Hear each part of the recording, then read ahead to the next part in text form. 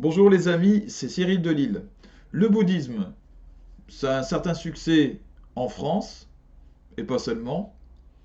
Beaucoup nous disent que, eh bien, dans le bouddhisme, il y a des choses qu'on ne trouve pas ailleurs. Voyons voir quelles sont les différences avec la religion catholique qui est à la base de notre civilisation. Il y a quelques différences, et ces différences ne vont pas dans le sens du bouddhisme. Voilà quelles sont les différences précises. D'abord, le bouddhiste, dans sa philosophie, va vers ce qu'il appelle un nirvana. Il doit atteindre ce nirvana. Et le nirvana, ça veut dire le vide.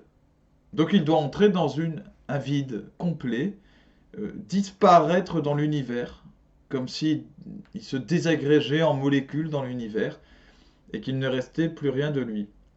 C'est contraire à la vérité enseignée par le Christ et par le Dieu d'Israël. Nous ne sommes pas un amas de molécules, nous sommes des êtres avec des âmes éternelles. Et nous ne sommes pas diluables dans un vide. Nous sommes des êtres avec des personnalités, avec une essence propre et indiluable, insubmersible, indestructible. Cette âme, cette essence qui est en nous, elle reste. Et le but n'est pas d'atteindre un vide, mais au contraire un plein qui est le paradis. Et pour ceux qui s'en détournent, l'enfer. Pour le coup, le fait d'être désagrégé comme ça dans un espèce d'amas, dans un vide, ressemble plus à l'enfer qu'au paradis. Au paradis, nous entrons en tant que nous-mêmes, mais glorifiés, donc gonflés à bloc, puissance 10, une espèce de version de nous-mêmes suprême, et nous entrons dans le plein de joie, de bonheur, de lumière, etc. Tout ce qui est positif. Voilà ce qu'il se passe en réalité, et voilà ce qui est incompatible, entre autres, avec ce qu'enseigne le bouddhisme. Il y a autre chose. Le bouddhisme nous dit que, ce que je disais juste avant, nous n'avons pas de personnalité. En fait, cette, notre personnalité, ce serait une illusion qui viendrait des contingences, du monde extérieur, des hasards. Bon, on a l'impression d'avoir une personnalité, mais ce serait qu'une apparence, en fait.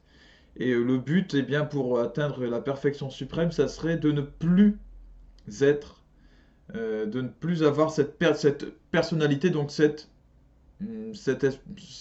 faux semblant qui nous empêche d'accéder au bonheur, au nirvana, le vide. Voilà. C'est complètement contraire là aussi à ce que dit l'Église. Nous avons une personnalité. Elle est à la base de notre être, de notre âme. Et cette personnalité, elle ne vient pas de rien. Nous sommes chacun un visage de Dieu, une facette de Dieu. Et Dieu, il est plein. Dieu, il a une personnalité. Et donc, nous, en tant que venus de Dieu, nous sommes pleins aussi, pleins de quelque chose. Dieu n'est pas vide. Dieu n'est pas un rien. Au contraire. Le vide, c'est l'enfer. Donc, il est important de noter que nous avons bel et bien une personnalité. Chacun en a une. Et voilà pourquoi, autre chose, la réincarnation, elle est impossible et absurde.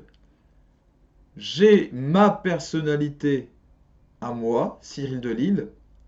Je ne suis pas je ne sais qui, Euloge de Limoges ou je ne sais quelle autre personne. C'est moi. Je ne suis pas une autre personne, je ne le serai jamais. Jamais. Je ne suis pas interchangeable avec un animal, avec un objet, avec un arbre, avec un insecte, avec Mike Tyson ou avec je ne sais qui. C'est complètement stupide. L'âme humaine, elle est inchangeable. Dieu a mis de son essence en nous. C'est comme cela. Et nous sommes par nature bien supérieurs aux animaux, supérieurs à tout ce qui concerne la création de la terre. Nous sommes supérieurs à la nature, aux arbres, aux plantes et aux animaux. N'en déplaise aux sensibles qui pleurent dès qu'ils voient un chien qui perd ses poils. Eh bien, c'est comme ça. Nous leur sommes supérieurs. Nous leur devons aussi de la bienveillance, bien sûr. Mais notre dignité est celle d'enfants de Dieu, ce qui n'est pas le cas des animaux. Enfin, ce n'est pas par nos efforts, nous, que nous méritons le paradis. Dans le bouddhisme, il y a ce reste qui vient aussi de l'hindouisme, hein, puisque le bouddhisme et l'hindouisme viennent de la même racine. Eh bien, il y a une forme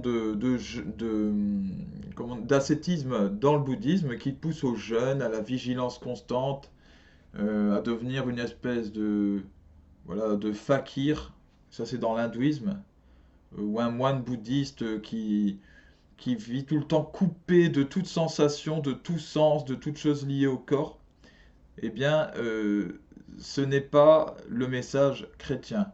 Nous devons nous tenir loin du matérialisme, et ça c'est vrai, c'est une bonne chose qui est partagée par le bouddhisme. Le matériel n'est pas digne d'attachement, certes.